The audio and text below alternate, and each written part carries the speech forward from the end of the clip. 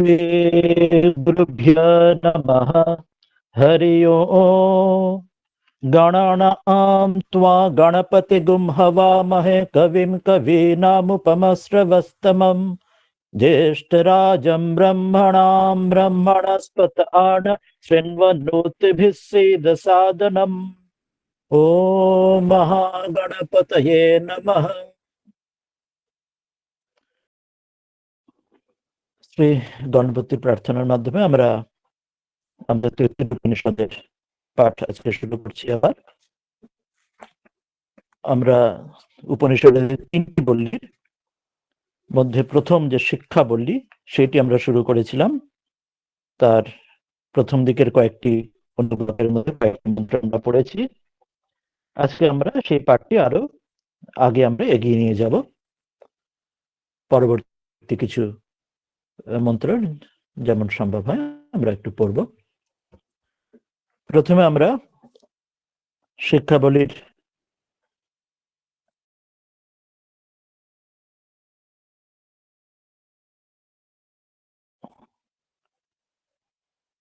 যে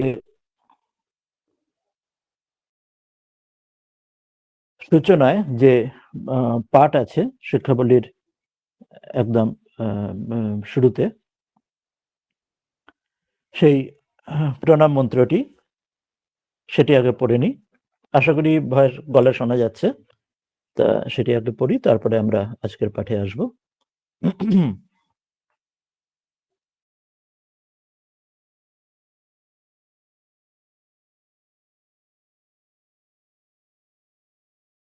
প্রথম আমরা প্রার্থনা মন্ত্রী আগে পাঠ করে নিই। ওম শন্নো মিত্র শন্বরুণঃ শন্নো ভবত্বর্য়মা শন্নো ইন্দ্রো বৃহস্পতিঃ শন্নো বিষ্ণুরুক্রমঃ নমো ব্রহ্মণে নমস্তে বায়ো ত্বমেব প্রত্যক্ষং ব্রহ্মাসি ত্বমেব প্রত্যক্ষং ব্রহ্ম বদিষ্যামি ঋतं वदिष्यामि सत्यं वदिष्यामि तन्मामवतु तद्वक्तारमवतु अवतु माम् अवतु वक्तारम्। ओम शांति शांति शांति। हरि ओम। আমরা এই মন্ত্রটির প্রথম যে শান্তি মন্ত্রটি আমরা অর্থ বিস্তার আগে পড়েছি। আমরা চতুর্থ অনুবাদ শুরু করেছিলাম, অর্থাৎ প্রথম শিক্ষাবল্লীর যে সাবপার্ট বা সাবচ্যাপ্টারের মধ্যে চতুর্থ যেটি, সেটি পড়তে শুরু করেছিলাম। সেটিতে এবার আজকের যে পাঠের অংশ সেটিতে আমরা সোজা চলে আসব। আমরা সেটির শুরুতেও একটি প্রার্থনা মন্ত্র ছিল যেটি আমরা আগের দিন আলোচনা করেছিলাম। সেটি অত্যন্ত বিশিষ্ট। আমরা বলেছি যে ব্রহ্মবিদ্যার জন্য, সফলতার জন্য এই প্রার্থনা মন্ত্রটি অন্যান্য অনেক ক্ষেত্রে এটি পাঠ করা হয়। এটির অর্থ আমরা আগের দিন পড়ে নিয়েছি। তো এই অনুবাদটি আমরা পড়ছি, চতুর্থ অনুবাদ। তা প্রথম মন্ত্রটা আমরা শুধু পাঠ করে নেব, অর্থটা আগের দিন পড়েছি, আজকে পরের থেকে শুরু করব। প্রথমে এই মন্ত্রটি শুধু পড়ে নিচ্ছে। ওম যচ্ছন্দসা বৃষভো বিশ্বরূপঃ ছন্দোভ্যোऽধ্যামৃতাৎ সম্বভূব সমেন্দ্রো মেধয়া আস্পৃণোতু अमृतस्य देवधारणो भूयासं शरीरं मे विचर्षणं जीवा मे मधुमत्तमा कर्ण आभ्यां भूरि विसृबं ब्रह्मण कोशोऽसि मेधया पिहितः श्रुतं मे गोपाय। এতটি পর্যন্ত এই চতুর্থ অনুবাকের মধ্যে যে আমরা আগের দিন এই মন্ত্রটি পড়েছিলাম। এটিও অনেক ক্ষেত্রে এই মন্ত্রটি শান্তি মন্ত্র হিসেবে বৈদিক অনেক পাঠে এটি ব্যবহৃত হয়, অনেক উপনিষদ অন্যান্য ক্ষেত্রে। আমরা এবার আজকে যেখান থেকে পাঠ শুরু করব, এই চতুর্থ অনুবাকেরই দ্বিতীয় অংশ থেকে, সেটি আমরা প্রথমে বৈদিক মন্ত্রোচ্চারণ পাঠটি করে নিই, তারপরে আমরা তার অর্থ, প্রথম অনুবাদ, তারপর তার অর্থ একটু আলোচনায় চলে আসব।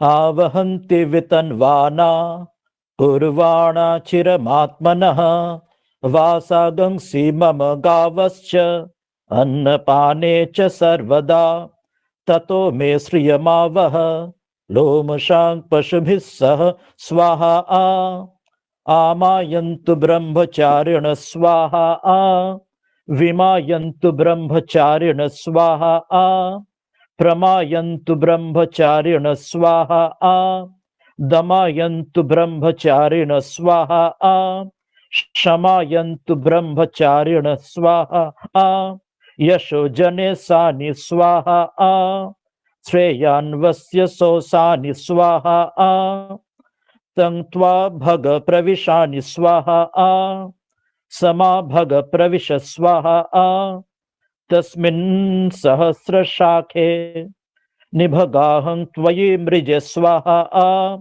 यथा प्रवतायन्ति यथा मासा अहर्जरम् एवं मां ब्रह्मचारिणः धातरायन्तु सर्वतः स्वाहा प्रतिवे शोषि प्रमाभाहि प्रमापद्यस्व। এতটি পর্যন্ত এই চতুর্থ অনুবাক সমগ্র মন্ত্রগুলি আমরা বৈদিক মন্ত্রোচ্চারণের রূপে আমরা পড়ে নিলাম। আমরা বললাম যেটি রামকৃষ্ণ সংঘের মন্ত্র এই বইটিতে এগুলির এই মন্ত্রোচ্চারণের উপায়গুলি অনুদাত্ত উদাত্ত স্বরিত ইত্যাদি পাওয়া যায়।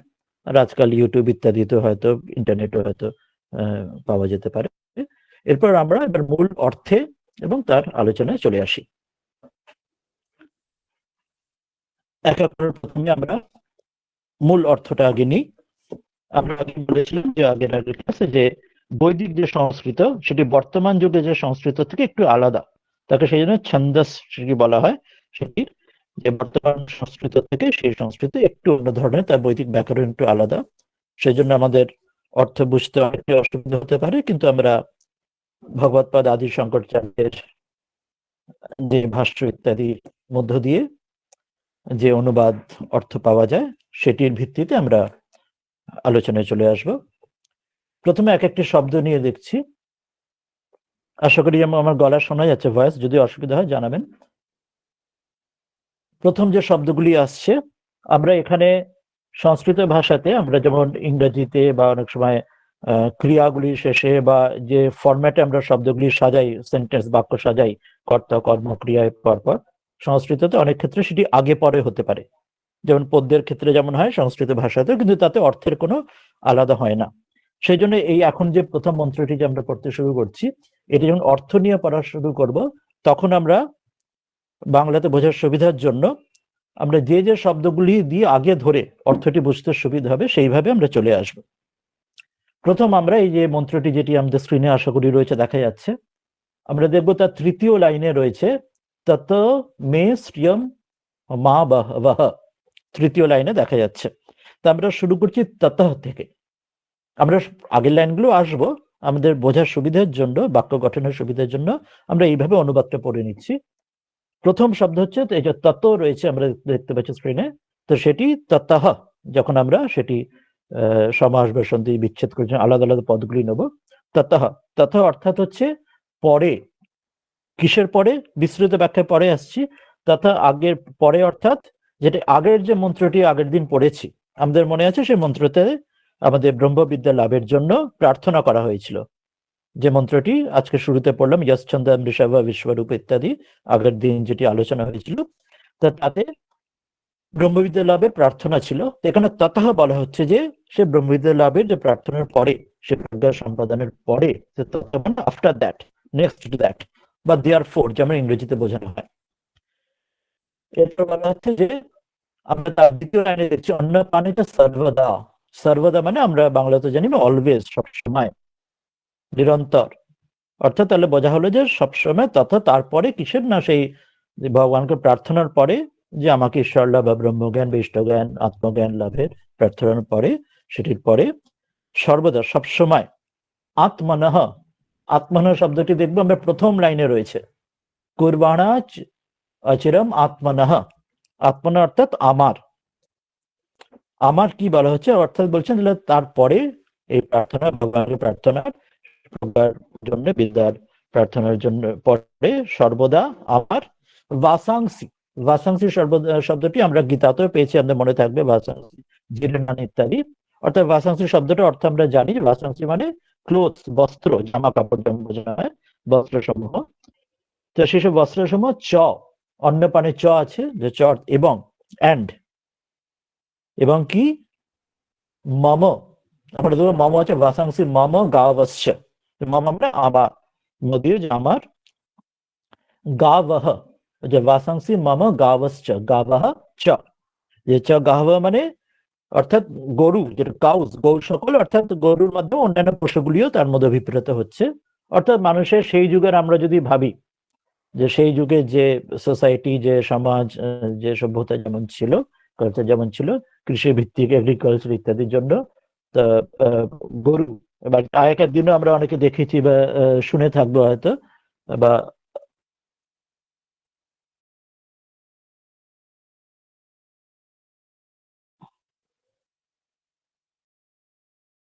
আমরা হয়তো শুনে থাকবো বা দেখেও থাকবো অনেকে, যে অনেকে বাড়িতেই গোশালা থাকতো, বা গোশালাতে একটা দুটি গরু তো অনেক বাড়িতেই কিছুদিন আগে অবধি হয়তো থাকতো। তা সেটি বলা হচ্ছে, অর্থাৎ যেমন গরুর ইত্যাদি, সেই আমাদের যে যার থেকে আমরা দুধ, আগেকার দিনে সেখান থেকে গরুর গোবর, ঘুঁটে ইত্যাদি নানা কার্যে ব্যবহৃত, অর্থাৎ অর্থাৎ যে আমার যে সম্পত্তি, যা কিছু যে আমার দৈনন্দিন জীবনযাপনে যা সহায় সকল, সেটির মাধ্যমে সেগুলি বোঝানো হচ্ছে। এবং আর কিন্তু অন্ন পানে চ সর্বদা, অন্ন পানে সেখানেও তাই, অন্ন পানীয়, যেমন আজকের দিনে ভাষায় বললে যেমন বলা হয় রুটি কাপড়া মাকান, অর্থাৎ মানুষের জীবনযাপনের জন্য রুটি, খাবার দাবার, কাপড়, আর মকান, থাকার ব্যবস্থাপনা, অর্থাৎ যা কিছু একটা মানুষের প্রয়োজন জীবনযাপন ধারণার জন্য। তো সেখানে ওইভাবে বলা হচ্ছে বাসাংসি, জামা কাপড় বলা হলো, গা বসছে যে আমার যে ওই গরু ইত্যাদি পশু সকলের কথা, এবং অন্ন পান, অন্ন আমার অন্ন, খাবার দাবার, পানীয় সকল কিছু। আবহন্তি, প্রথম লাইনে দেখছি আবহন্তি বলা আছে। আবহন্তি মানে যিনি আনেন, আনয়নকারিণী, যিনি নিয়ে আসেন। এখানে একটা বড় কথা, এখানে পুরোটা আমরা যখন অর্থ নেবে দেখবো, এখানে সেখানে স্ত্রী হিসেবে, স্ত্রীলিঙ্গে এখানে বোঝানো হচ্ছে তাকে, যে যিনি নিয়ে আসবেন, যে এখানে যে শি, নট হি, অর্থাৎ জেন্ডার দিক দিয়ে আমরা এখানে এখানে পুরোটাই, যেটি আমরা পুরো সম্পূর্ণ যখন দেখবো, পুরোটি দেখবো জেন্ডারের মাধ্যমে, এখানে স্ত্রীলিঙ্গ, এখানে স্ত্রী পদবাচ্য হতে বোঝানো হচ্ছে। আবন্তি মানে যিনি নিয়ে আসবেন। আর বিতনওয়ানা, বিতনওয়ানা মানে হচ্ছে যিনি শুধু নিয়ে আসবেন না, সেগুলি বিস্তার করবেন, অর্থাৎ আমার যেন আজকের দিনে যেটা ডেভেলপমেন্ট বলা হয়, যে আরো ডেভেলপমেন্ট বা যেটি উদ্যমের মাধ্যমে আরো ফ্লারিশ করে যেটি বলা হয়। তো সেই আমার সবকিছু, আমার যা কিছু রয়েছে সেগুলি যেন ফ্লারিশ করে, বিস্তার বৃদ্ধি হয়, আমার যা কিছুই রয়েছে, যেগুলি অন্ন পান, বাসাংশ, এই জামা কাপড়, গরু ইত্যাদি যা কিছু, ওই যেটি বললাম আজকের ভাষায় রুটি কাপড়া মাকান যদি বলি, দৈনন্দিন যা কিছু প্রয়োজন হয়। এবং কুরবানা, প্রথম লাইনে কুরবানা রয়েছেন, কুরবান মানে সম্পাদনকারী, মানে যিনি করবেন এগুলি, এইগুলি যিনি ব্যবস্থাপনা করবেন, এগুলি যিনি আমার সহায়তা এগুলি করে দেবেন। তো তিনি আর কি করবেন না, লোমশাম পশুবিহি, তৃতীয় লাইনে রয়েছে লোমশাম পশু। লোমশাম মানে যেসব পশুর লোম রয়েছে, সেসব পশুকে এটা দিয়ে উদাহরণে দেওয়া হচ্ছে। যেমন আমরা জানি, সেই যেমন উদাহরণ সব, আগে তো গরুর কথা বিশেষভাবে বলা হয়েছে, অন্যান্য আরো পশুর যেমন ছাগল, মেষ ইত্যাদি, বাকি যে পশু যাদের থেকে নানা আমাদের দুধ পেতে পারি, অথবা নানা কার্যে আমাদের দৈনন্দিন আমাদের সামাজিক ঘরের কার্যে ব্যবহৃত হয়, তো সেই লোম যুক্ত যেসব পশু, ছাগ, মেষ ইত্যাদি, সে পশুবিহী, সেই সব পশু সকল, অন্যান্য সকল পশু সঙ্গে মেয়ে, তত মেয়ে শ্রিয়ম আবহ, বলা হলো যে মেয়ে, অর্থাৎ আমার এই শ্রিয়ম, শ্রিয়মকে, স্ত্রীকে, অচিরম, প্রথম লাইনে আছে কুরবানা অচিরম, অচিরম মানে শীঘ্রই, খুব তাড়াতাড়ি, দেরি না করে, এটি আরো অর্থ বিস্তারে আসবো। আবহ, আবহ, এই যে শ্রিয়ম আবহ, তৃতীয় লাইনে রয়েছে, ততমে শ্রিয়ম আবহ, আবহ নিয়ে এসো, স্বাহা, এই বলে যেন তিনি যে যজ্ঞতে আহুতি দিচ্ছেন, এই বলে প্রার্থনা জানাচ্ছেন। অর্থাৎ এখানে শ্রিয়ম যেখানে বলা হলো, শ্রিয়ম শব্দটির মধ্যে স্ত্রী শব্দ রয়েছে, স্ত্রী শব্দ যেটি আমরা যেমন এখনকার দিনে ব্যবহার করি না, শ্রীযুক্ত, শ্রীমতী, শ্রীমান, অর্থাৎ এখানে স্ত্রী রূপের মধ্যে দিয়ে তার পার্সনিফিকেশন করে, সেখানে সেই দেবীকে, সেখানে পরমাত্মাকে যেন তিনি সেই দেবী রূপে আমার কাছে আসছেন, অর্থাৎ এখানে সেখানে তাকে স্ত্রী রূপে, এখানে একদম স্পষ্টভাবে মাতৃভাব না এলেও এখানে স্ত্রী ভাবে, দেবী রূপে তাকে আরাধনার এখানে সূত্রপাত এখানে দেখতে পাচ্ছি আমরা। স্ত্রী রূপে তিনি, সেই স্ত্রী তিনি দেবী রূপে, সে গডেস, সেই তিনি আমার কাছে এই সবকিছু, যা কিছু বলা হলো এগুলি সেগুলো কিছু নিয়ে আসুন শীঘ্রই, দেরি না করে। এরপরে কি বলছেন, তারপরে লাইনগুলো পরপর, অনেকগুলো লাইন পরপর দেখতে পাচ্ছি যে আমায়ন্তু ব্রহ্মচারিণী স্বাহা, বিমায়ন্তু, প্রমায়ন্তু, দমায়ন্তু, সমায়ন্তু, 5 বার আছে ব্রহ্মচারিণী স্বাহা করে। ব্রহ্মচারী যারা আমার কাছে যারা অধ্যয়ন করবেন, অর্থাৎ যেটি যিনি আগের দিন প্রার্থনা করেছিলেন যশ্চন্দ্র বিশ্বরূপর মন্ত্রের দ্বারা, যিনি এই যে ব্রহ্মবিদ্যা লাভের, সে যেটা আমি প্রার্থনা করি, যেটি আমি পাচ্ছি, যেটি পেয়েছি, সেটি পাওয়ার জন্য আমার পরবর্তী প্রজন্মের, আমার পরবর্তী যা শিক্ষার্থীরা, তারা আমার কাছে আসুক, যাতে এই ধারা যেন বিচ্ছিন্ন না হয়, যা ধারা যেন হারিয়ে না যায়, শুকিয়ে না যায়, সেটা যেন কন্টিনিউটি থাকে এই প্রবাহের।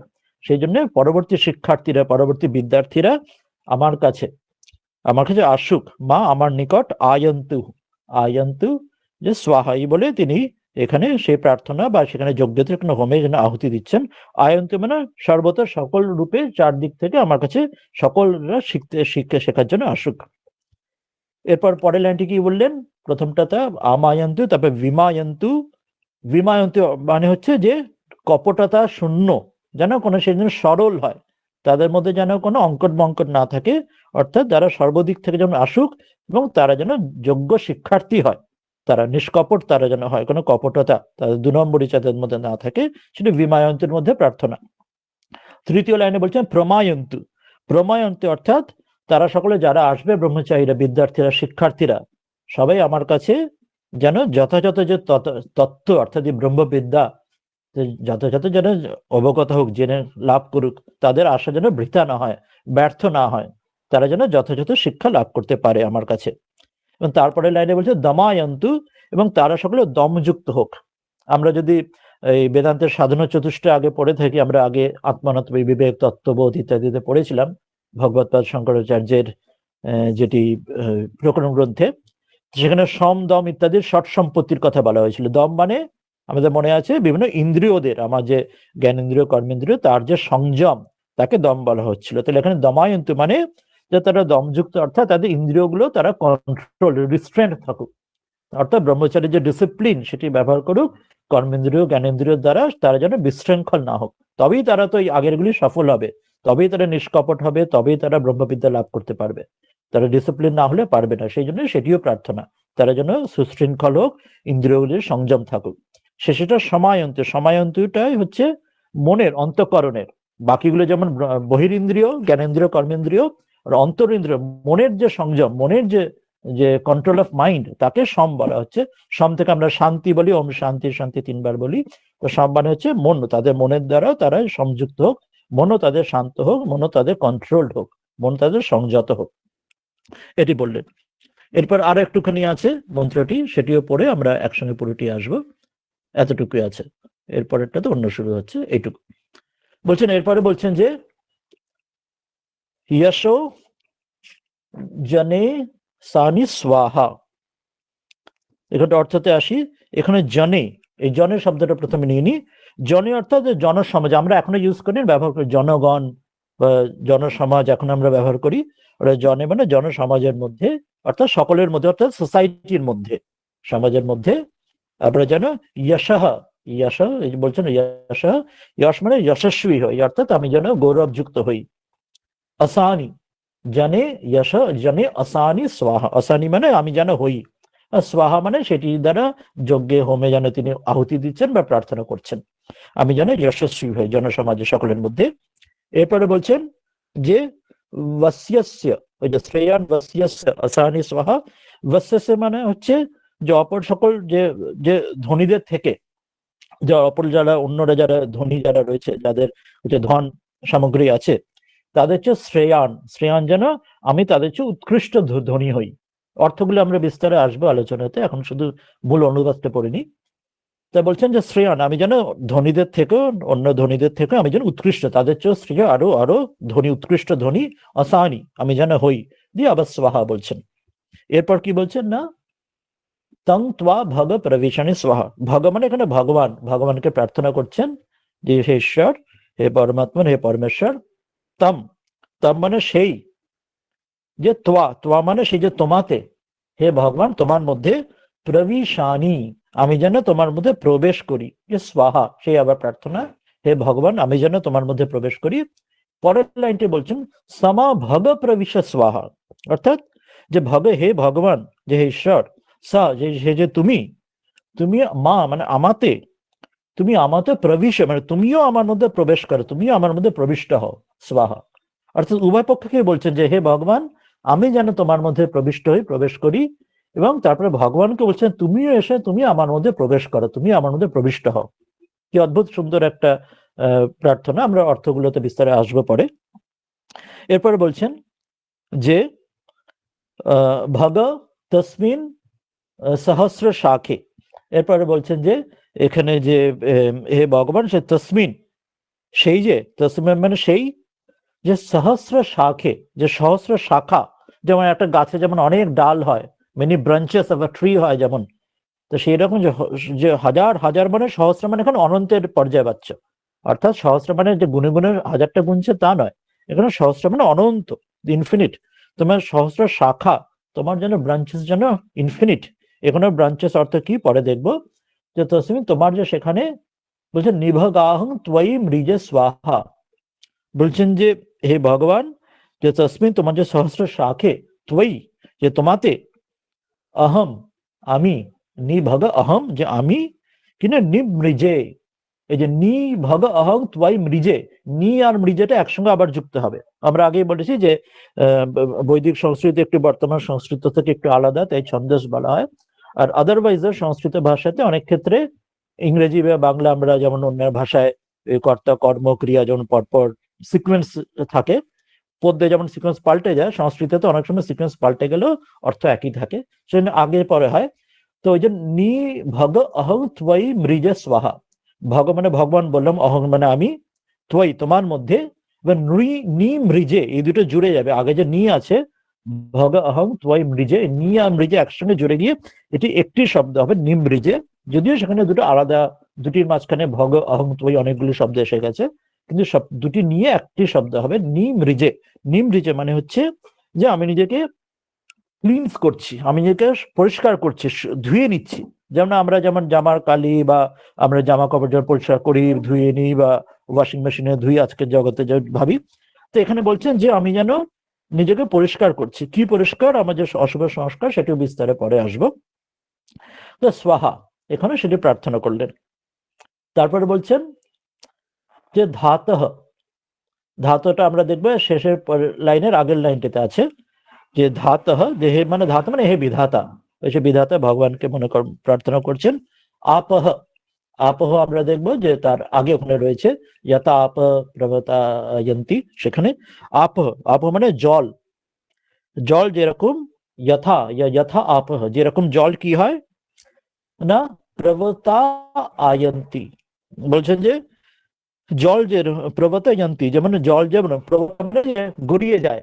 আমরা জানি যে জল যে আমরা ওপর থেকে জলের সাধারণ গ্র্যাভিটিতে কি হয়, নিচ থেকে উপরে তুলতে গেলে পাম্প দিয়ে জল তুলতে হয়, কিন্তু সাধারণভাবে জল কি হয়, এটা গ্র্যাভিটির দ্বারা উপর থেকে নিচে আসে। তো ওই জন্য যেমন ন্যাচারাল জলের যে গতি, তো সেই রকম যেমন জল যে নিচের দিকে যেটা গড়িয়ে যায়, প্রবতায়ন্তি যেরকম গড়িয়ে যায়, আর কি হয় যথা যেরকম মাসাহা, মাস মানে মান্থ, যে একদম আমরা জানুয়ারি ফেব্রুয়ারি মার্চ বছরে যেমন 12টা মাস, তো সেটা মাসগুলি মান্থগুলি যেরকম যথা অহর জরম, অহর জরম শব্দটির অর্থ হচ্ছে বৎসর, বছর মানে ইয়ার, যেমন 12টি মাস মিলিয়ে গিয়ে একটা বছর হয়। তো সেই রকম এটিরও কেন অর্থগুলো পরে আসবো, যে এই বছর 12টি মাস মিলিয়ে যেমন একটি বছর যেমন এসে যায়, সেই রকম এবং সেই রকমই ব্রহ্মচারী না, আবার সে ব্রহ্মচারীদের কথা যেটি আগে আমরা একটু আগে পড়লাম আগের মন্ত্রে, সে ব্রহ্মচারী না বিদ্যার্থীরা, শিক্ষার্থীরা যারা ব্রহ্মবিদ্যা নেবে, শিখবে আমার কাছে, তারা মাং আমার কাছে সর্বতঃ, আবার মনে করাচ্ছেন যে সকল দিক থেকে, সর্বদিক থেকে আয়ন্তু আগমন করুন, আমার কাছে আসুক, হে ধাতা হে বিধাতা, হে ঈশ্বর হে ভগবান, যে সর্বদিক থেকে যেরকম জল ওপর থেকে নিচে গড়িয়ে যায়, যেমন মাসগুলো গিয়ে বছরে শেষ হয়, সেরকম সর্বদিক থেকে ব্রহ্মচারীরা আমার কাছে আসুক, স্বাহা। তারপর বলছেন যে প্রতিবেশ, প্রতিবেশ শব্দটা আজকের দিনে আমরা প্রতিবেশী মানে নেবার বুঝি, নেবারহুড বুঝি, প্রতিবেশ। তো এখানে সেটি আমরা অর্থে আসবো। এখানে আরো একটা বিশেষ অর্থ হচ্ছে বিশ্রাম স্থান, যে রেস্ট করা, রেস্টিং প্লেস, তো সেই রেস্টিং প্লেস হচ্ছে প্রতিবেশ, তো সেটি অসি, তুমি তুমি সে আমার সে রেস্টিং প্লেস হও, আমি আমার বিশ্রাম নেবার জায়গা তুমি হও সে মা, যে সের জন্য আমার কাছে প্রবাহী, প্রবাহী, যে মা এখানে প্র মা ভাহি আছে, আবার সেটা জুড়ে একসঙ্গে হবে, আমরা বলেছি মাটা যে আমার নিকটে প্রবাহী, প্রবাহী মানে আমার কাছে তুমি প্রকাশ হও, প্রকটিত হও, আমার কাছে ম্যানিফেস্ট করো, এবং মা প্রপদস্য, মা আমাকে, প্রপদস্য মানে আমাকে প্রাপ্ত হও, অর্থাৎ আমি যেন ঈশ্বর লাভ করতে পারি, তোমাকে পেতে পারি, তেমন আমাকে করে দাও। এইটুকু নিয়ে আমি সমগ্র মন্ত্রটি, এই চতুর্থ অনুবাকে সমগ্র মন্ত্রটির মূল অনুবাদটি পড়া হলে এবার আমরা বিস্তারে ব্যাখ্যাতে আমরা চলে আসবো, একটু যতটুকু আজকে সময় হয় দেখি সম্পূর্ণ অর্ধেক। প্রথমে ইংলিশের অনুবাদটা একবার পড়ে নিই, তাহলে আমাদের অসুবিধা মনে থাকবে না। বলছেন যে, O lord, afterwards let prosperity be mine.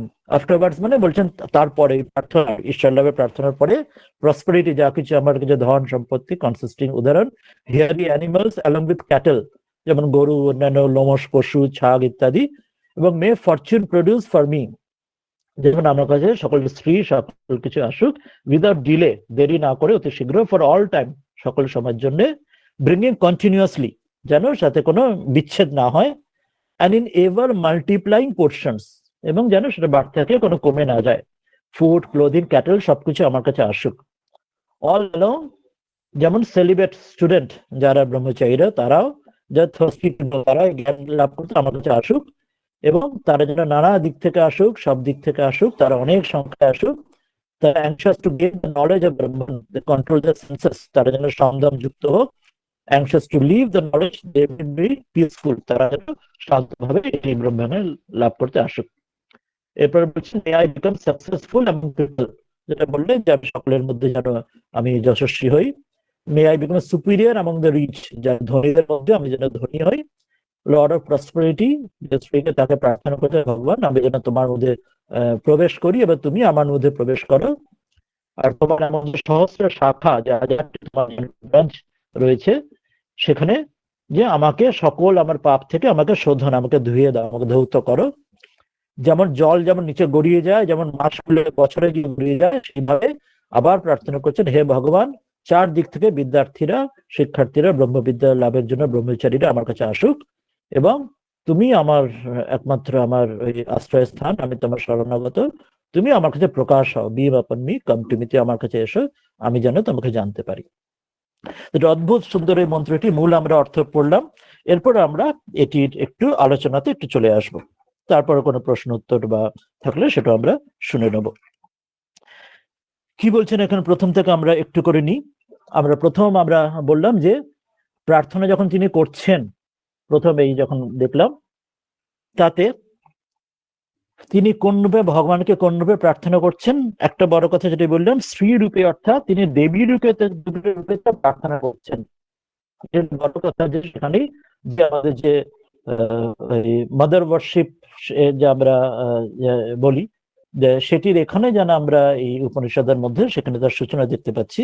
এখানে সম্পূর্ণভাবে মাতৃরূপে বলা হচ্ছে না, কিন্তু স্ত্রী রূপে, যে সেই দেবী রূপে যে প্রার্থনা করছে, তুমি আমার কাছে সবকিছু, আমার সেই স্ত্রী সবকিছু আমার কাছে দিয়ে যাও। কি কি দেবে সেটা মনে করাচ্ছেন, যেন আবহন্তি, তুমি সবকিছু আমার কাছে নিয়ে এসো, বিস্তার করে, বর্ধন করে, যা আছে সেটি আরো বৃদ্ধি করো, কুরবানা সবকিছু আমার কাছে ব্যবস্থা করে দাও, সবকিছু করে দাও, আমার যা কিছু আমার সাহায্য করো। কি কি সেগুলি বলছেন অচিরে করো, মানে শীঘ্রই করো, অচিরে মানে দেরি করো না করতে। এবং তার সঙ্গে আর একটি কথা বলছেন, অচিরের মাধ্যমে শীঘ্র তো বটে, কিন্তু সেটা বলছেন যে অচিরের আর একটি অর্থ হচ্ছে, শীঘ্র তো করো কিন্তু সেটা দীর্ঘকাল ব্যাপী যেন সেটি বজায় থাকে।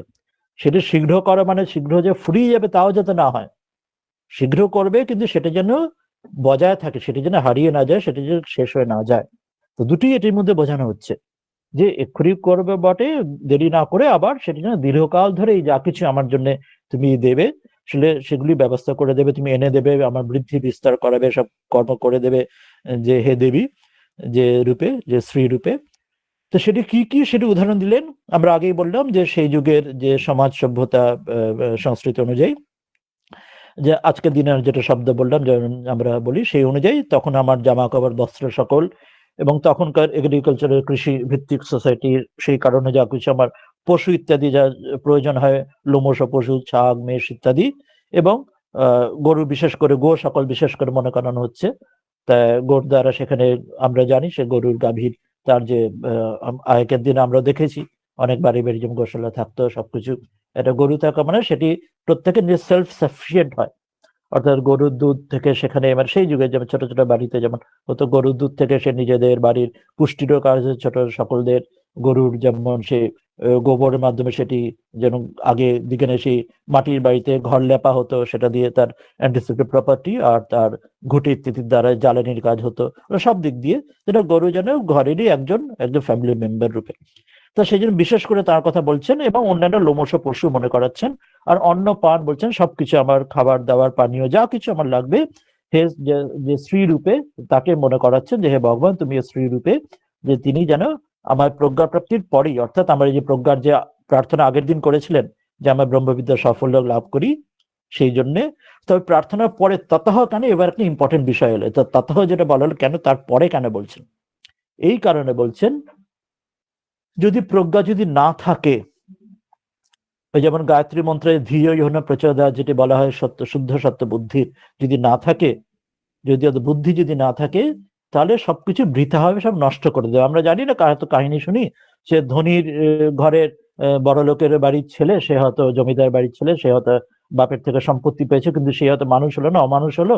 তা সে বাপের যত খাটে খেটে যত সম্পত্তি সে সব হয়তো জুয়া খেলে মদ খেয়ে বা নষ্ট করে কয়েক বছরে সব উড়িয়ে দিল, সব নষ্ট করে দিল অত সম্পত্তি। তো সেই রকম অর্থাৎ সেই জন্য যদি প্রজ্ঞা যদি বুদ্ধি যথাযথ বুদ্ধি যদি না থাকে, শুদ্ধ সত্য বুদ্ধি যদি না থাকে, যদি কুটিল বুদ্ধি থাকে সেটাতেও সে আলটিমেটলি ক্ষতি করবে, যে অপরকে ক্ষতি করে যদি সে সম্পত্তি রোজগার করে তাতেও দুদিনের জন্য সম্পত্তি হলেও শেষে সবকিছু নষ্ট হয়ে যাবে। সেজন্য শুদ্ধ সত্য বুদ্ধির জন্য সে প্রজ্ঞা চাই, সে প্রজ্ঞার পরেই ওই জন্য ততঃ বলা হলো, যে সেই জন্য প্রজ্ঞার সেই বুদ্ধির পরেই সেটা প্রার্থনা করছেন যে সেটি হলে তবেই সবকিছু রক্ষা হবে, যা কিছু চাইছি আমি অন্ন পান বাসাংসি গৌরু লোমস্য পশু ইত্যাদি। সে প্রজ্ঞা বুদ্ধি শুদ্ধ সত্য বুদ্ধি না থাকলে সব অর্থই অনর্থের মূল হয়ে যায়। সেজন্য প্রথম প্রার্থনা তাকে করা হচ্ছে তথ, এর পরে যে হে ভগবান তুমি সেই স্ত্রী যে মাকে, সে মাকে আমার কাছে এনে দাও। আমরা মনে রাখবো যে ঠাকুর মা বলছেন শ্রীমৎ শারদা দেবী যে ঠাকুর এবার আমাকে রেখে গেছেন, যে এবারে যে যে ঠাকুর যেন পরে মাকে বলেছিলেন কলকাতার লোকগুলোর সব অন্ধকারে যেমন পোকার মধ্যে কিলবিল করছে, তোমাকে দেখতে হবে। মা বলছেন আমি একটা মেয়ে মানুষ কি দেখবো, মা বলছেন ঠাকুর বলছেন না তোমাকেই করতে হবে। ঠাকুর স্বামীজি বলছেন যে জগতে শক্তির উদ্ধারের জন্য, সেই জন্য পুনর্জাগরণের জন্য মা সেখানে মা ঠাকুরানী এবার এসেছেন।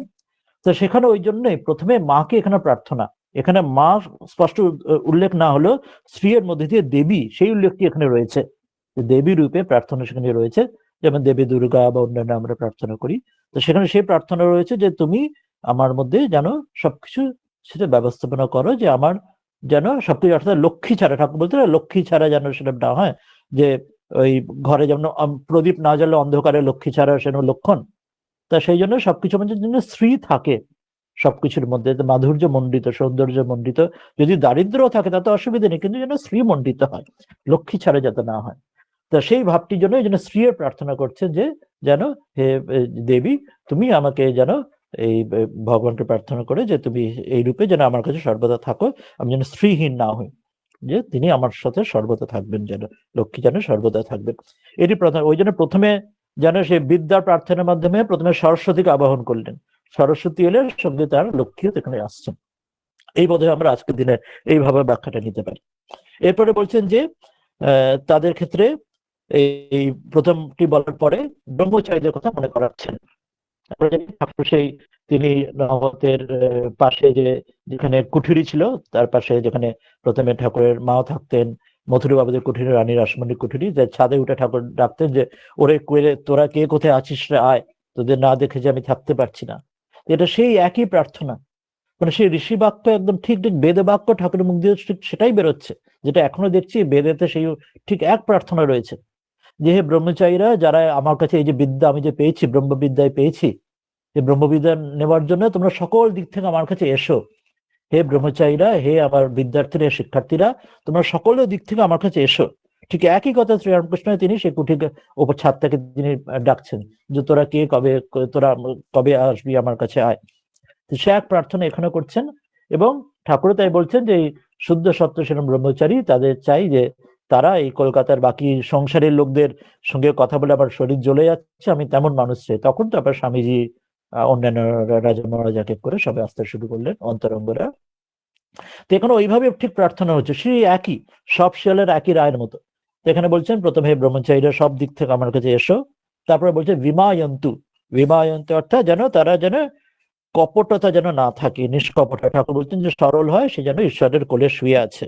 তো সেই জন্য এখানে এখানে বিমায়ন্তী বলছে তারা নিষ্কপট হোক, সরল হোক। ঠাকুর সেই জন্য যে ইয়ের ক্ষেত্রে বলছেন যে এই গিরিশ ঘোষের ক্ষেত্রে, গিরিশ ঘোষের কত তার অবগুণ দোষ রয়েছে, কিন্তু তার পাঁচশিকে পাঁচানা বুদ্ধি, তার মধ্যে সেই কপটতা নেই। তো সেই জন্য এখানে সেই জন্য তাকেও ঠাকুর আশ্রয় নিচ্ছেন, শরণাগতি দিচ্ছেন, বকলবা দিচ্ছেন, আম্মুক্তারি দিচ্ছেন।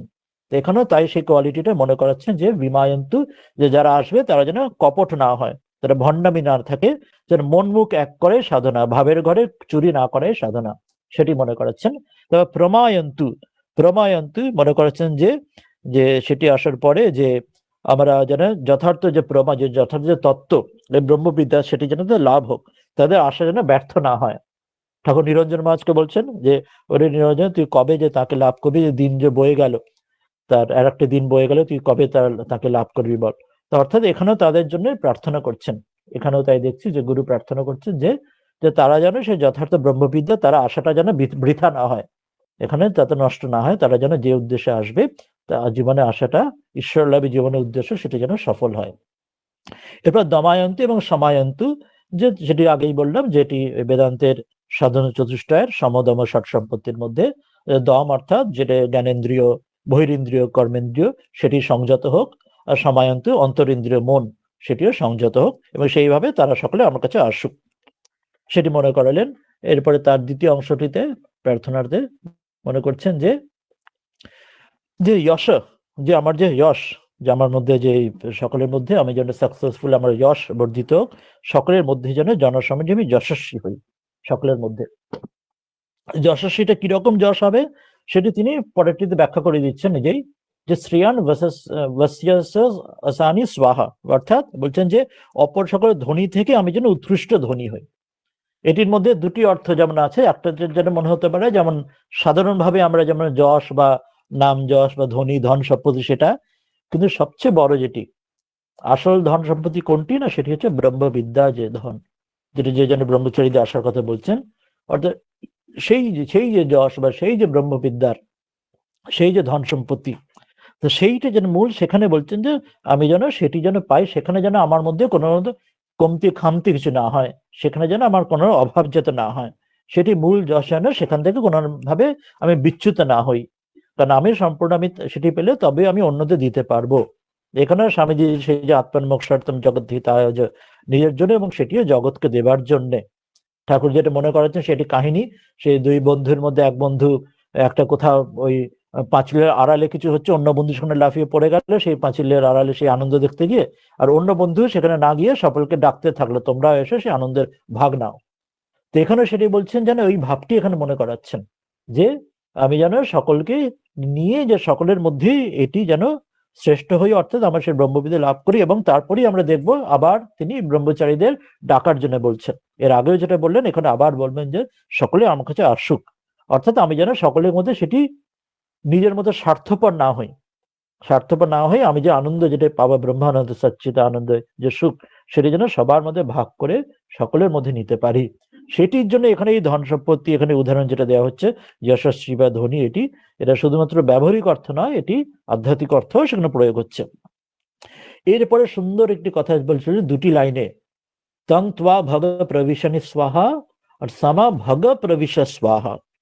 বলছেন দুটো কথা পাশাপাশি বলছেন, যে যে হে তারা, যে আমার যে ভগবান, যেন আমি তোমার মধ্যে যেন প্রবেশ করি, অর্থাৎ আমি যেন তোমার সঙ্গে, শাস্ত্রে বলা হচ্ছে ব্রহ্ম বেদ ব্রহ্ম এব ভবতি, ব্রহ্মকে জেনে তিনি ব্রহ্মই হয়ে যান। সেই জন্য অর্থাৎ আমি যেন তোমার সাথে এক হয়ে যাই আমার মধ্যে। সেই জন্য একটা ভারী সুন্দর সেই রবীন্দ্রনাথ ঠাকুরের গান আছে, সন্ধ্যা হলো গো মা, সন্ধ্যা বন্দনা, যে আর আমারে বাইরে তোমার কোথাও যেন না যায় দেখা।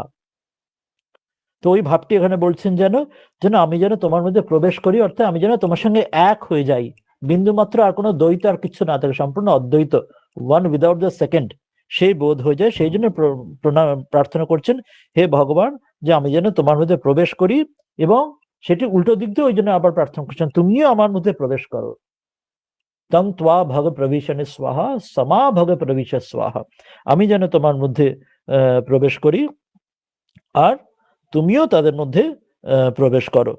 সেই জন্য যে দুই ভাগে মনে করে দিচ্ছেন, যেন কোথাও যেন একটু যেন কম যেন পড়ে না যায়, বিন্দুমাত্র যেন তোমার কাছে সঙ্গে এক হয়ে যায়, বিন্দুমাত্র যেন আলাদা না থাকি, আমার যে একাত্মতা লাভ হয়, অদ্বৈত বোধ সেটি যেন লাভ হয়।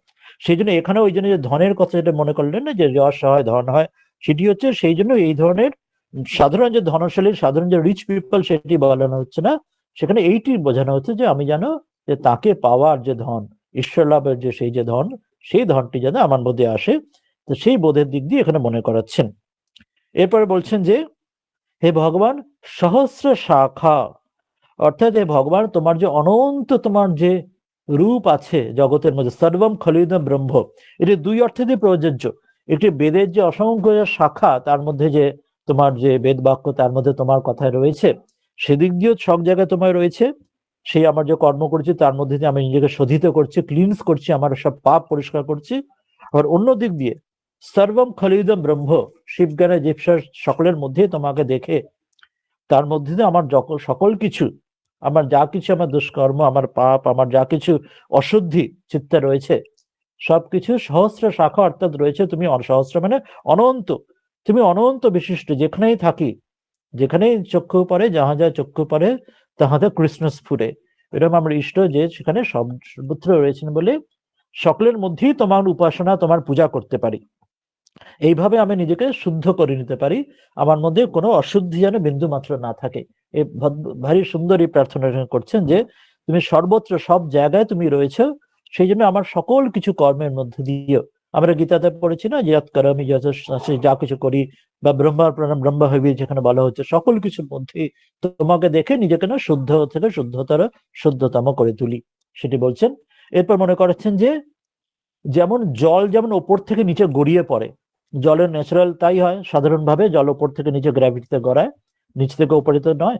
আবার মাসগুলো যেমন বছরের শেষ হয়, এক একটি মাস গিয়ে বছরের শেষ হয়, সেটা কিভাবে, অহর জরম মানে শব্দটির মাধ্যমে বছর, ইয়ার বোঝানো হচ্ছে, কেন মান্থ থেকে বছর, দুই অর্থে বোঝানো হচ্ছে। অর্থাৎ মাসগুলো থেকে বছর হওয়া মানে আমাদের যে বার্থডে, আমরা হ্যাপি বার্থডে বলি, আসলে হ্যাপি বার্থডে মানে আসলে আমরা ডেথ ডে এর কাছে আরো নিয়ার হচ্ছি, we are become নিয়ারার to our death day. Happy birthday মানে অর্থাৎ আমরা আরো জরাগ্রস্ত ধীরে ধীরে হচ্ছি, যেটা বুদ্ধ তিনি জরা ব্যাধি মৃত্যু দেখে তিনি ত্যাগের পথে গেলেন। তো ওই জন্য বলছেন যে মাসগুলো যেমন বছরে চলে যাচ্ছে, মানে আমাদের শরীরগুলোকে জরাগ্রস্ত করছেন। এক একটা মাস হয়ে একটা বছর এলো মানে আমাদের শরীর একটা এই যৌবন থেকে ধীরে ধীরে জড়গ্রস্ত হচ্ছে, যেটা স্বরবিদ যেটা পরিবর্তন বলা হয়, অস্থি জায়তি পরিবর্ধতে বিপরিণামতে অপক্ষীয়তে নশ্যতি। জগতের সবকিছু এই অস্থি যে জন্মগ্রহণ করে, অস্তিত্ব আসে, বর্ধন বাড়তে থাকে, বিপরিণামতে, যেমন সেই ক্যাটারপিলার থেকে বাটারফ্লাই হওয়া বা ব্যাঙেচি থেকে ব্যাঙ হওয়ার মতো, এরপর অপক্ষীয়তে ক্ষয় হতে থাকে, শেষে নাশ হয়ে যায়। ওই যে ক্ষয় হওয়া হচ্ছে জরাগ্রস্ত হওয়া, সেই জন্য অহর জরমটাকে জরা শব্দ, এই শব্দ দিয়ে এই বছরকে বলা হচ্ছে, অর্থাৎ মাসগুলো বছরে ফুরিয়ে যাওয়া মানে শরীরকে জরাগ্রস্ত করে দিচ্ছে, আস্তে আস্তে আমাদের সময় ফুরিয়ে যাচ্ছে, এটি মনে করিয়ে দেওয়া সেটির মধ্যে দিয়ে। আর অন্যভাবে জরা শব্দের বোঝা যায় যে মাসগুলো যেন জরাগ্রস্ত হচ্ছে, আর পোয়েটিক ইউজ, আর একটা সুন্দর ভাবে, যে একটা দিক থেকে বললাম মানুষগুলো আমরা জরাগ্রস্ত হচ্ছি, একটা মাস ফুরিয়ে বছর এলো মানে আমি আরো একটা দিক এগিয়ে গেলাম মৃত্যুর দিকে। আর অন্য দিক দিয়ে ভাবলে মান্থগুলোকে পার্সনিফাই করে দিয়ে বলা হচ্ছে মাসগুলো যেন জরাগ্রস্ত হয়ে ওখানে গিয়ে বছরে গিয়ে তা শেষ হয়ে গেল, যেমন গঙ্গা এসে গঙ্গোত্রী থেকে এসে গঙ্গা সাগরে ফুরিয়ে যায়, মিলিয়ে যায়, যেন তার যে এন্ড হয়ে গেল, নাশ হয়ে শেষ হয়ে গেল, সেরকম মাসগুলো প্রত্যেক মান্থ সেটা যেন জরাগ্রস্ত হয়ে বছরে গিয়ে তা ফুরিয়ে গেল, শেষ হয়ে গেল। তো এই জন্য অহর জরাম শব্দটা দুই অর্থেতেই বলা হচ্ছে, মানুষের ক্ষেত্রে বা মাসের ক্ষেত্রে, মান্থের ক্ষেত্রে। তো এইরকম যেমন জল যেমন ওপর থেকে নিচে গড়িয়ে যায় বা মাসগুলো বছরে গড়িয়ে যায়, সেই রকম ভাবে ব্রহ্মচারীরা সর্বদিক থেকে আমার কাছে আবার আসুক, আবার এটা মনে করাচ্ছেন ভগবানকে, আবার সেই প্রার্থনা করছেন। ঠাকুর তার শেষ সময়ও প্রার্থনা করছেন যে বলছেন যে স্বামীজি মনে করাচ্ছেন, তিনি বলছেন যদি একটু কুকুরকে সাহায্য করার জন্য আসতে আমি আবার আসবো। স্বামীজি এই কথা নিবেদিতাকে বলছেন। আর তিনি বলছেন যে বুদ্ধ যেমন তার শেষ নির্বাণের সময়ও বুদ্ধ যেমন বলেছিলেন আনন্দ, যে আনন্দ তুমি আমাকে কাছে কাউকে সরিয়ে দিও না আমার থেকে, আমি আমার আশা ওই জন্যই সকলকে আমার কাছে এই জ্ঞান, এই আত্মদ্বীপে ভব, এই পথ দেখানোর জন্যই কেউ যেন ফিরে না যায়। স্বামীজি বলছেন আমিও একই কথা দেখেছি, এক ঘটনা দেখেছি কাশীপুরে। ঠাকুর ক্যান্সারে অসুস্থ রয়েছেন, সেখানে মানুষরা যখন আসছে দূর থেকে, তিনি অসুস্থ শরীরেও তাকে সেই ব্রহ্মবিদ্যা, ব্রহ্মজ্ঞান, তাকে ঈশ্বর লাভের পথ দেখানোর জন্য তিনি তাকে শেষ সময় তিনি সেই রকমই ততটাই তিনি ইচ্ছুক, ততটাই তিনি চাইছেন যে সকলকে তার দেবার জন্য। ঠাকুর মাকে আরো বেশি বলে দিয়েছেন যে তোমার যে এমন তোমাকে মা বাবা বলে সবাই ডাকবে, তোমার কান ঝালাপালা হয়ে যাবে, যে সকল দিক থেকে। এমন বলছেন আমার সাদা সাদা কাপড় পোশাক, মানে সাদা চামড়ার মানুষের দূর দূর দেশে, সেখান থেকেও আমার কাছে সব আসবে। ঠাকুর বলছেন আমি যেন ভাবচক্ষুতে দেখছি। তো এখানেও তো শেষ সময় আবার তিনি প্রার্থনা করছেন, যেমন ওই জল যেমন ন্যাচারালি ওপর থেকে নিচে গড়িয়ে যায়, কেউ আটকাতেই পারে না জল, by natural, by gravity, by itself. মাসগুলো সময়কে আমরা আটকাতে পারি না।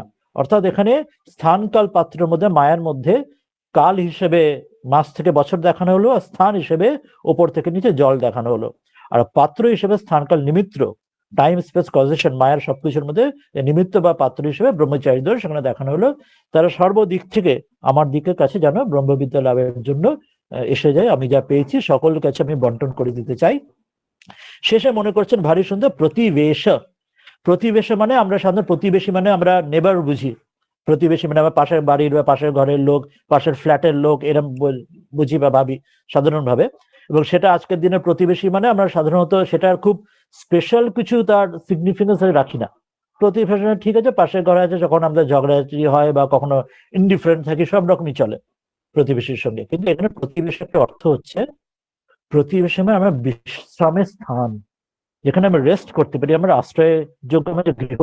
অর্থাৎ যেমন চতুরাশ্রম, যেখানে ব্রহ্মচর্য আশ্রম, গৃহস্থ আশ্রম, বানপ্রস্থ আশ্রম, সন্ন্যাস আশ্রম। আশ্রম মানে কি, যেখানে শ্রম দান করে যেখানে থাকতে হয়। ব্রহ্মচর্য আশ্রমে শ্রম দান করবে মানে সেখানে বেদ বিদ্যা, ব্রহ্মবিদ্যা লাভ করে বা বেদ পাঠ করবে, গুরু সেবা করবে। গৃহস্থ আশ্রমে তিনি গৃহস্থ ধর্ম পালন করবে, ধর্ম অর্থ কাম প্রবৃত্তি মার্গে। বানপ্রস্থ আশ্রমে সেখানে সেখানে ঈশ্বর বিচার তত্ত্ব চিন্তন করবে। সন্ন্যাস আশ্রমে সর্বস্ব ত্যাগ করে সেখানে ব্রহ্মবিদ্যা গ্রহণ করবে। তো সেগুলি এই যে শ্রম দান করছে, সেগুলি গ্রহণ করছে, তার বিনিময়ে যেন এগুলি পাচ্ছে। কিন্তু সেখানে শ্রম দান করে যখন বিশ্রাম যখন চাইবে, রেস্ট যখন চাইবো, সেটি যেন প্রতিবেশ একটি অর্থ। প্রতিবেশ শব্দ এখানে মানে হচ্ছে বিশ্রামের জায়গা, আমার জন্য আশ্রয়ের জায়গা। অর্থাৎ আশ্রয়ের জায়গা কে এখানে, প্রতিবেশী শব্দটি ভারী সুন্দর অর্থ বলছেন যে প্রতিবেশী মানে তুমি আমার প্রতিবেশ। প্রতিবেশ মানে প্রতিবেশ অসি মানে কে প্রতিবেশ, মানে হে ভগবান, হে ঈশ্বর, হে পরমাত্মা, তাকে তুমি আমার সেই প্রতিবেশ, আমার সেই আশ্রয়ের স্থান, বিশ্রামের স্থান, যেখানে আমি রেস্ট করতে পারি, আমার মাথায় জুতোরা আমি নিজেকে জুড়োতে পারি যেন। সেই বুদ্ধের সেই গান আছে বিখ্যাত, গিরিশ ঘোষ গান গেয়েছিলেন, জুড়াইতে চাই কোথায় জুড়াই, কোথায় হতে আসি কোথায় ফিরে যাই। তো সেই কথা জুড়াইবার একটা স্থান চাই। মা বলছেন না যে যে সাধুরা যে সাধু সঙ্গ করে আশ্রম করে থাকবে, আর সংসারী লোক তারা মায়াতে জ্বলে পুড়ে, সংসারে জ্বালা যন্ত্রণায় জ্বলে পুড়ে তারা সাধুদের কাছে আসবে, একটু জুড়োতে আসবে, জ্বলে পুড়ে মরছে সংসারে, জুড়োতে আসবে। সেই জুড়োনো স্থান যেটি, সেটি হচ্ছে প্রতিবেশ। অর্থাৎ হে ভগবান, তুমি আমার সেই প্রতিবেশ, তোমায় আমার কাছে তোমায় একটু আমি যেন বিশ্রাম পেতে পারি। অর্থাৎ প্রতিবেশে আজকের দিনে নেবার যে শব্দটাও, সেটাও আক্ষরিক আসল অর্থ তো সেইভাবে।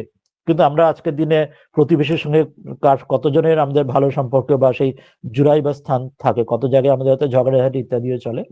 তো যাই হোক, এখানে প্রতিবেশের অর্থ হচ্ছে ভগবানকে বলছেন যে তুমি সেই প্রতিবেশ, তোমার কাছে আমি আশ্রয় নিতে পারি, জুড়াতে পারি, আমার আমার সকল পাপ দুঃখ সবকিছু নিবৃত্তি তুমি আমার স্মরণ, অর্থাৎ আমি তোমার জন্য স্মরণ নিতে পারি। এবং প্রবাহী মা প্রবাহী, যে তুমি আমার কাছে নিজেকে প্রকাশ করো, তোমার যে স্বরূপ সেটি আমার কাছে প্রকাশ করো, আমি যেন ঠিক তোমাকে জানতে পারি। এবং মা প্রপদ্যস্ব, তুমি আমাকে প্রাপ্ত হও। অর্থাৎ সেই আগের যে প্রার্থনা করলেন যে আমি তোমার মধ্যে প্রবেশ করি, তুমি আমার মধ্যে প্রবেশ করো, সেটি আবার মনে করিয়ে দিচ্ছেন। যেমন সেই যে একজন ব্রহ্মচারী মাকে 3 সত্য করিয়ে দিলেন, যে মা তুমি আমাকে দেখবে তো, 3বার মা বলছেন হয়তো 3 সত্য করিয়ে নিল। এখানেও যেন তিনি 3 সত্য করিয়ে নিচ্ছেন। আগে একবার বললেন তং ত্বা ভগ প্রবেশিষ্যু, আমি তোমার মধ্যে প্রবেশ করবো, তুমি আমার মধ্যে প্রবেশ করো। শেষে আবার তৃতীয়বার আবার বলছেন যেন তুমি আমার কাছে প্রাপ্ত হয়, আর যেন নিজে প্রকাশ করো, এবং আমি যেন তোমার কাছে শরণাগত হয়ে তোমার আশ্রয় পাই, তুমি আমার সঙ্গে একীভূত করে নাও, বিন্দু মাত্র কোনো আমার পার্থক্য দূরত্ব যেন তোমার সঙ্গে না থাকে, আমি তোমার সঙ্গে এক হয়ে যাই, এই গঙ্গা সাগরে যেন গঙ্গা জল মিলে যাওয়ার মতো সেই যে হয়ে যায়। এই অদ্ভুত সুন্দর প্রার্থনার মধ্যে দিয়ে এই সমগ্র এই অনুবাদটি শেষ হলো। এর মধ্যে শুধু একটি প্রশ্ন যাচ্ছে, যেটা নিয়ে আমি আলোচনায় চলে আসবো। যে প্রশ্ন যাচ্ছে, যেটি আগে শুরুতেই যেটা বলা হলো, আমাকে ধন সম্পত্তি দাও, আমাকে জামা কাপড় দাও, এবং গরু দাও, আমাকে খাবার দাবার দাও, আমাকে যশ দাও, আমাকে এইসব দাও দাও দাও, শুরু থেকে যে এত দাও দাও এত কিছু বলে যাচ্ছেন, যে আমাকে এই দাও, আমাকে যশ ধন ধন দাও। তো এখানে এইসব কেন আমাদের প্রশ্ন জাগতে পারে, যে তাহলে ব্রহ্মবিদ্যা লাভের জন্য এত কিছু এই চাওয়া, এইসব কিছু সাংসারিক চাওয়া পাওয়া কেন থাকবে? এটি কারণটা হচ্ছে, আমরা যদি বুঝে দেখি, এটি পরবর্তীকালে বৌদ্ধ সময় থেকে এই ধর্ম আর মোক্ষের মধ্যে এই যে ডাইকটমি বা তার যেটা অ্যান্টাগনিজম, যেটি স্বামীজি প্রাচ্য পাশ্চাত্য লেখাতে দেখাচ্ছেন, যে সবাই মোক্ষের ওইদিকে চলে যাচ্ছে, তাদের ধর্ম তার নেগলেক্টেড হচ্ছে। তো সেটি কিন্তু উপনিষদের সময় এখানে সবকিছুর মধ্যে একই। যখন আমরা পুরুষার্থ যখন বলছি, চতুর্বর্গ পুরুষার্থ, কাউকে ছোট বড় করা হয় না, যে প্রথমে প্রবৃত্তির মার্গে ধর্ম অর্থ কাম, আর শেষে নিবৃত্তি, কাউকে ছোট ক্ষুদ্র তুচ্ছ করা হচ্ছে না। কেন? কারণ এখানে ধন, যে প্রথমে যে স্ত্রী কামনা করলেন, যে স্ত্রী রূপে বলছেন, যে দেবী রূপে, দেবী আমার কাছে এসো, এই স্ত্রী রূপে আমার কাছে সবকিছু দাও। তো সেগুলি ধনের জন্য। আমার হ্যাঁ, ধন চাই কেন? না, ধন পেলে সেটা দিয়ে কর্ম হবে। কর্ম কেন হবে? কারণ ঠাকুর বলছেন না, যে লক্ষ্মী চারা যদি হয়, ঠাকুর বলছেন ছোটবেলায় কামার পুকুরে যেমন যেসব বাড়িতে লক্ষ্মী চারা হতো, যেখানে এই যেমন একদম কারোর কোনো, সেখানে সব বাড়িতে আমি যেতাম না, অ্যাভয়েড করতাম, যেখানে খুব শ্রীযুক্ত হতো সেখানে আমি যেতাম। ঠাকুর ছোটবেলায় কামার পুকুরে নিজের কথা বলছেন। লিও টলস্টয় তার যে ওয়ার অ্যান্ড পিস, তার যে বিখ্যাত যে উপন্যাস, সেখানেও বলছেন যে অল হ্যাপি ফ্যামিলি, তার happy in the same way, but all the unhappy family, না অনাকারেণীয়তার বোধহয় বলছেন, অনাকারেণীয়তার যে উপন্যাসে, যে all the unhappy family, they are unhappy in their very different every own way, প্রত্যেকে তাদের নিজ নিজ কারণে সেগুলি দুঃখিত, অর্থাৎ সেখানে তারা এখানে বদ্ধ হয়ে যায়। সেটা ধন কামানোটা কি জন্যে? ঠাকুর বলছেন যে যেমন ধন কি উদ্দেশ্যে, সৎভাবে সেটা সৎ উদ্দেশ্যে ব্যয়, সেটা সেটা দান ইত্যাদি করার জন্য, যেটা কলিযুগে যেটা দানের মহত্বর কথা বলা হচ্ছে, স্বামীজি মনে করেছেন অন্নদান, জ্ঞান দান, প্রাণ দান, বিদ্যাদান, সবকিছুর মধ্যে দিয়ে, অর্থাৎ এই কর্ম, স্ত্রী এলে সেখানে ধন আসবে, ধন এলে কর্ম হবে। কর্ম মানে কি? নিষিদ্ধ কর্ম বা সকাম কর্ম কিছু নয়, সে নিষ্কাম কর্মের জন্য, অর্থাৎ সঞ্চিত যে আমাদের পাপ যা রয়েছে সেগুলি থেকে বেরোনোর জন্য। প্রথম হয়তো সকাম কর্ম আসতে পারে, কিন্তু একটা সময়ের পরে স্যাচুরেশন এলে তখন নিষ্কাম কর্মের দিকে মানুষ যাবে, তার দ্বারা চিত্তশুদ্ধি হবে, এবং চিত্তশুদ্ধি হলে তবে কর্ম থেকে উপাসনা, তবে ঠিক ভাবে জপ ধ্যান হবে, এবং তারপরে সেটা শ্রবণ মনন নিধিধ্যাসনা ব্রহ্মবিদ্যা লাভ হবে। অর্থাৎ কর্ম, তারপর উপাসনা ভক্তি, তারপরে জ্ঞান। ভারী সুন্দর মহাভারতের শান্তি পর্বে একটি ভারী সুন্দর মন্ত্র আছে, শ্লোক রয়েছে, সেটা দিয়ে আমরা শেষ করে বলবো, যেটা শঙ্করাচার্য তিনি ভাষ্যে বলছেন। তিনি বলছেন যে ঠিক যেমন কাঁচের আয়নার উপরে যদি ধুলো পড়ে থাকে, তাহলে ধুলো পড়ে থাকলে যে আয়নার মধ্যে নিজের ছায়া আমরা দেখতে পারি না, তাহলে কি করে দেখা যাবে? বা যদি জলে, যেমন আমরা যদি পানা থাকে, জল সরাতে পরিষ্কার করতে হয়, কি করে দেখতে পারি? যদি ধুলোটা যদি মুছে নিই, তাহলে নিজেকে নিজের ছায়া, নিজের রিফ্লেকশন দেখতে পারি। সেই রকম যখন আমার অশুভ সংস্কার, যেগুলি কর্মের যা বন্ধন, সেগুলি কর্ম করে যখন চিত্তশুদ্ধি হবে, তখন আমি ঠিক উপাসনা ধ্যান, যে তৈল ধারাবাদ যেটি ধ্যান, ভগবানের পূজা চিন্তন হবে, তবে তারপর সেখানে ব্রহ্মজ্ঞানের জ্ঞান লাভের জন্য তৈরি হব। তো সেই জন্য এখানে ওইটাই মনে করাচ্ছেন, যে এই স্টেপগুলোর জন্যই, এই কর্ম করার জন্য আমার তো যা সামগ্রী চাই, তার জন্যই ধন সম্পত্তি থাকলে সেটা হলে তবে তো করব। সেটা যদি আমার কিছু, ঠাকুর বলছে যে যার কাছে নেই যে কিছু, স্বামীজি মনে করাচ্ছেন যে বুদ্ধ তিনি ত্যাগ করতে পারতেন, যার কাছে কিছু নেই, ভিখারি কি ত্যাগ করবে? আগে তো অর্জন করো, তারপর তো তুমি ত্যাগ করবে। তো সেই জন্য এখানে প্রথম দিকে এটি মনে করানো হচ্ছে প্রবৃত্তির কথা। প্রবৃত্তি যথাযথ ধর্ম ঠিকভাবে হলে তবে সেটি মা মনুস্মরণে যুদ্ধ চ, গীতাতে যেমন শুরুতে শ্রীকৃষ্ণ মনে করাচ্ছেন ক্লেবং মাসমাগমে পার্থ, তবে শেষে নিবৃত্তি আসবে। স্বামীজি মনে করাচ্ছেন যে বৌদ্ধ ধর্মের সময় থেকে পরবর্তীকালে এই শুধু মোক্ষর দিকে জোর দেওয়ার ফলে এই ধর্মটি নেগলেক্টেড হয়েছিল, তার ফলে ভারতবর্ষের পতন। তো এখনো সেটি উপনিষদের মূল, সেই জন্য স্বামীজি বারবার উপনিষদ মনে করাতেন, যে উপনিষদের মাধ্যমে আমরা যেন সমগ্র এই সনাতন আমাদের পরম্পরা জেনে এবং নিজের জীবনে প্রয়োগ করতে পারি, এবং তাতে নিজেরা লাভান্বিত হব, ভারতবর্ষ লাভান্বিত হবে, সারা পৃথিবী লাভান্বিত হবে। তো এটির মাধ্যমে আজকে আলোচনা আমরা ছোট্ট শেষ করলাম, কিন্তু অল্প সময় রয়েছে। কারো কিছু প্রশ্ন আলোচনা থাকলে একটু আমরা শুনে নেব। কেউ কিছু বলতে চাইলে আমরা আজকে অনেকদিন পরে সিনহাজিও রয়েছেন, ডক্টর লাহিড়ী, আর অন্যরা যে যা চাইবেন আমরা করতে পারি। হ্যাঁ, প্রণাম মহারাজ। হ্যাঁ, ডক্টর লাহিড়ী বলুন।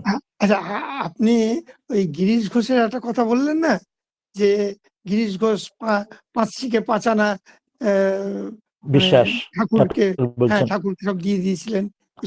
কিন্তু ঠাকুর ওই 12টা যখন গেরুয়া বস্ত্র পেয়েছিলেন, 11 জনকে দেওয়ার পরে 12টা হচ্ছে গিরিশ ঘোষের জন্য রেখেছিলেন। তা গিরিশ ঘোষ তো গৃহী মানুষ, তার স্ত্রী আছে, সন্তান আছে, তাও ঠাকুর রেখেছিলেন কেন? আর আমি পরে একটা বইয়ে পড়লাম যে মা নাকি ওইটাকে গিরিশ ঘোষকে পরে দেননি, সেটা একটু বলবেন? হ্যাঁ, পরবর্তীকালে গিরিশ ঘোষ মায়ের কাছে সন্ন্যাস চেয়েছিলেন বেশ কয়েকবার, কিন্তু মা তাকে সন্ন্যাস দেননি, কারণ তার সংসারে থেকে তার এই যে নাটক ইত্যাদি কর্মের মধ্যে থাকা দরকার ছিল। কিন্তু গিরিশ, যেমন বলেছি, তিনি যেন ভৈরবের অবতার, তার এটি দরকার ছিল। আর তিনি তার যোগ্যতার জন্যই ঠাকুর তাকে, যেমন বলছে না, চৈতন্যদেবের কিছু তার গৃহস্থ ভক্তরা তারা অন্তরে সন্ন্যাসী হয়ে থাকতেন, গিরিশ ঘোষ এরকম অন্তরে সন্ন্যাসী হয়ে ঠাকুরের কর্মের জন্য, ঠাকুর বলতেন সে ভাগবতের পণ্ডিতকে ঠাকুর একটা ভগবানের একটা পাশ দিয়ে রেখে দেন, তাহলে ভাগবত কে শোনাবে। ঠাকুর গিরিশ ঘোষকে বললেন যে সন্ন্যাস পাওয়ার উপযুক্ত, কিন্তু মা বললেন যে সন্ন্যাস পাওয়ার উপযুক্ত না। আমার মনে হয় গিরিশ ঘোষ তো গৃহী মানুষ ছিলেন, সত্যি বলতে ধরুন নেশা ভাঙ করতেন, তারপরে নাটক নিয়েই ব্যস্ত, এই সমস্ত। সেই জন্য ঠাকুর যেটা বুঝলেন, মা তো সেটাকে রিভার্স করে দিলেন। হ্যাঁ, আমার ওটাই মনে হয়, যেটা বুঝলে মানে দুটো দিকই বজায় রইলো। তা গিরিশ ঘোষের যে ওই যে নিষ্কপটতা, পাঁচশিকে পাঁচানা বুদ্ধি মানে বিশ্বাস, সেটিও দেখানো হলো, যে তিনি যে আম্মুক্তারি দিচ্ছে, বকলমা দিচ্ছেন, তিনি নিষ্কপট বলেই করতে পারছেন। অন্যরা হলে তো সেটি কপটা করতেন। ঠাকুর বললেন যে সকল বিগ্রহের নাম করলেই হবে, অন্যরা সকলে লজ্জার মাথাকে সেটা বলেই দিলে, হ্যাঁ ঠিক আছে করবো।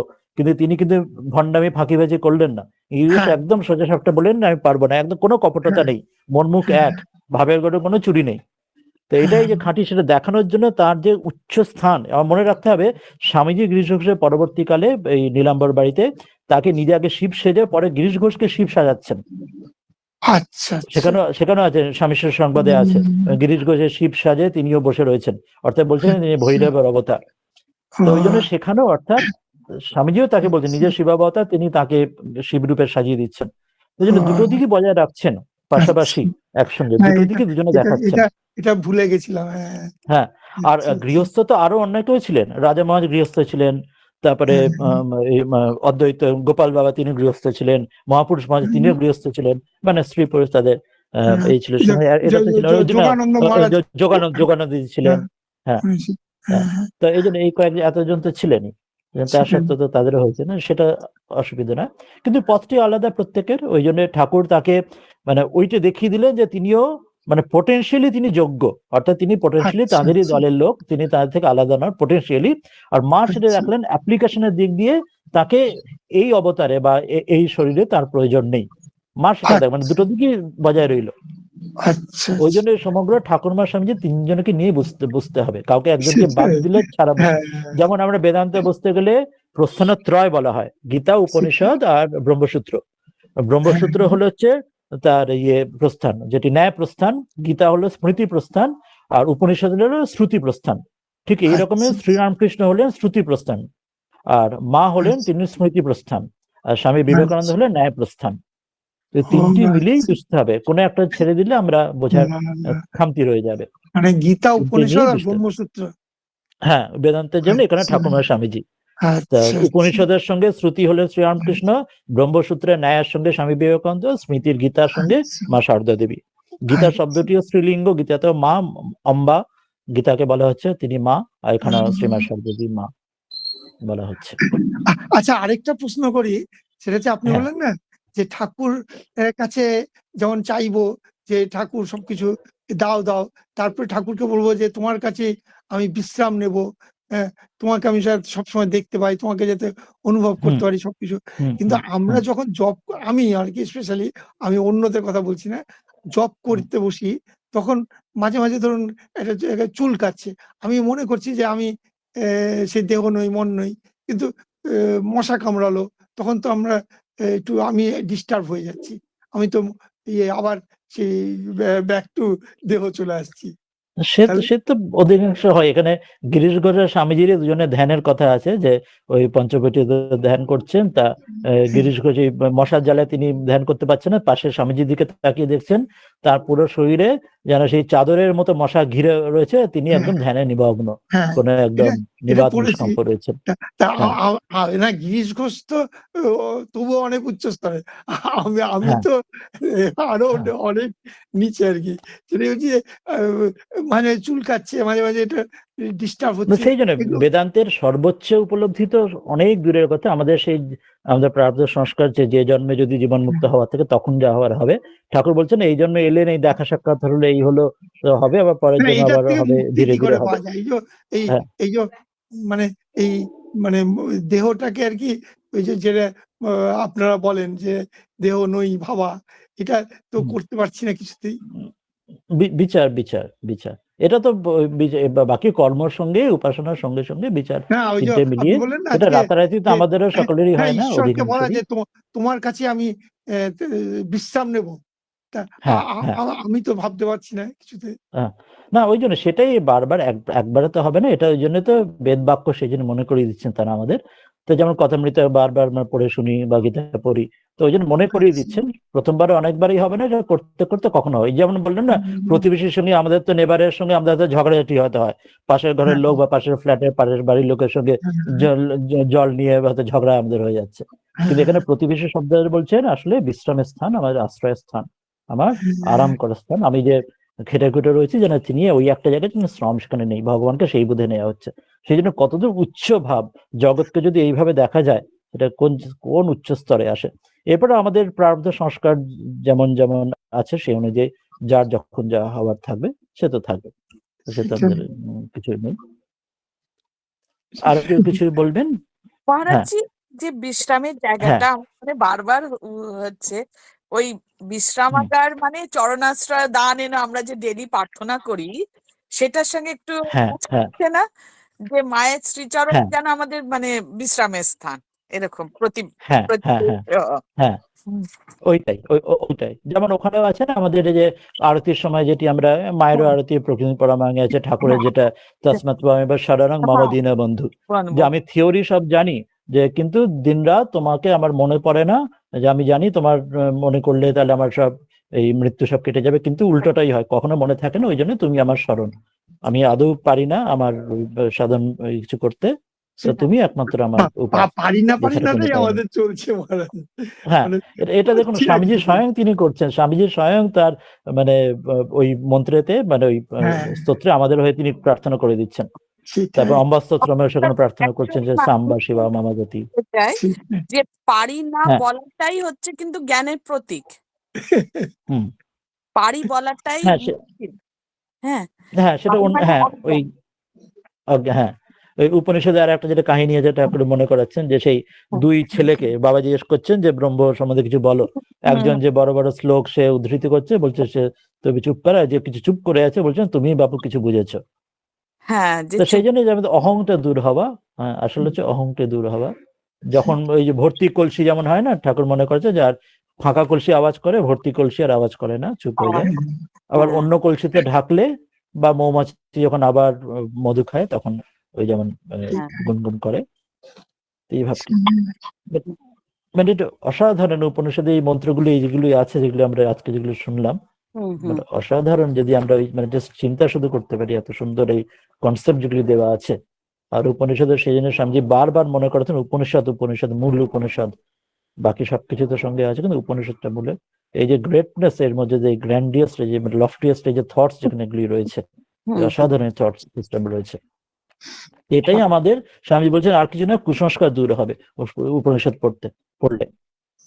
তো এই যে থট সিস্টেম যেগুলি, যেটা বললেন যে পরবর্তীকালে যেটা সমস্যা হয়েছিল ধর্ম আর মোক্ষের মধ্যে, যে একটা দূর একটা দূরত্ব তৈরি হয়ে গিয়েছিল বৌদ্ধ পরবর্তী সময় প্রাচ্য পাশ্চাত্যের সমাজে মনে করাচ্ছে। এখানে কত সুন্দরভাবে দুটোর মধ্যেই যেন একটা সামঞ্জস্য বজায় রয়েছে। অর্থাৎ এখানে ধন সম্পত্তি কোথাও যেন নিজেকে বদ্ধ করছে না, আবদ্ধ করছে না, বরং মোক্ষের দিকে নিয়ে যাচ্ছে, আমরা মুক্তির পথে হেঁটে যাচ্ছি, মুক্তি দিকে যাচ্ছে। তো কত সুন্দর একটা ব্যালেন্স রয়েছে, ওয়ান্ডারফুল ব্যালেন্স রয়েছে জগতের মধ্যে। লোকে যে বলে যে আমাদের সনাতন চিন্তা বা অদ্বৈত বেদান্ত এসব নেগেটিভ এসকেপিস্ট, কিন্তু আদৌ কোথাও নয়। এটা যদি দেখলে বুঝতে পারি কোথাও নয়, কোথাও আমরা ওয়ার্ল্ড ডিনাউন্সিয়েশন কোথাও নয়, এটা জগতের মধ্যে থেকে জগতের পারে জায়গা রয়েছে, কোথাও নেগেটিভিটি এর মধ্যে নেই। মোস্ট পজিটিভ থট সিস্টেম এটি রয়েছে এই সমগ্র এটিতে। ওই কথাটাও আসে মহারাজজি, যেটা মানে নৌকা জলের মধ্যে আছে কিন্তু নৌকার ফুটো যেন না থাকে। হ্যাঁ হ্যাঁ, সেটাও। ধন সম্পত্তির মধ্যে কোনো ক্ষতি নেই, ফুটো যেন না। আর একটা বড় কথা বললো যেটা মাদার ওয়ার্শিপের, যেটি আমাদের দেবী ওয়ার্শিপের, সেটা সূচনাও দেখছি এখানে। সব ডাইরেক্ট মা বলা হয়নি, কিন্তু স্ত্রী রূপে দেবী রূপে এখানে তখন প্রার্থনা করা হচ্ছে এখানে, যেমন আমরা দুর্গাকে লক্ষ্মী সরস্বতী যেভাবে করি সেইভাবে প্রার্থনা সেখানে আসছে। এটাও একটা অত্যন্ত ইউনিক ব্যাপার। অন্যান্য পরম্পরার কোথাও এখানে মানে এই দেবী রূপে যে ভগবানকে এইভাবে নেওয়া প্রার্থনা করা, তার মধ্যে তো এই গ্রেটনেস, এটা ইউনিকনেসটা নেই, খুব কম অন্যান্য স্থানে। এটাই। তাহলে আর কেউ কিছু প্রশ্ন বা আলোচনা করতে চাইবেন? নাহলে আমরা একবার প্রার্থনা মন্ত্র করে শেষ করবো। কেউ কিছু বলতে চাইবেন? ঠিক আছে, আর কারণ নেই। তাহলে আমরা তাহলে এই প্রথম যে এই মন্ত্রটি উচ্চারণ করে আমরা শেষ করব। মন্ত্রটি আলোচনা তো আমরা আগের দিন করেছি, তাহলে এই মন্ত্রটি আমরা শুধু পাঠ করে নেব, পাঠ করে আজকে শেষ করব। কেউ তো আর কোনো প্রশ্ন নেই কারোর?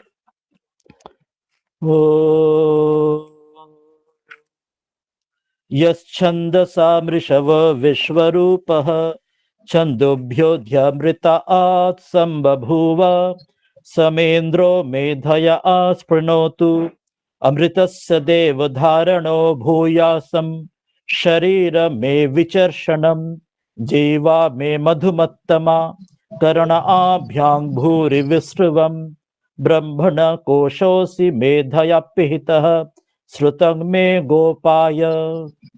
ओम शांति शांति शांति। हरि ओम तत्सत। श्री रामकृष्णार्पणमस्तु। प्रणाम।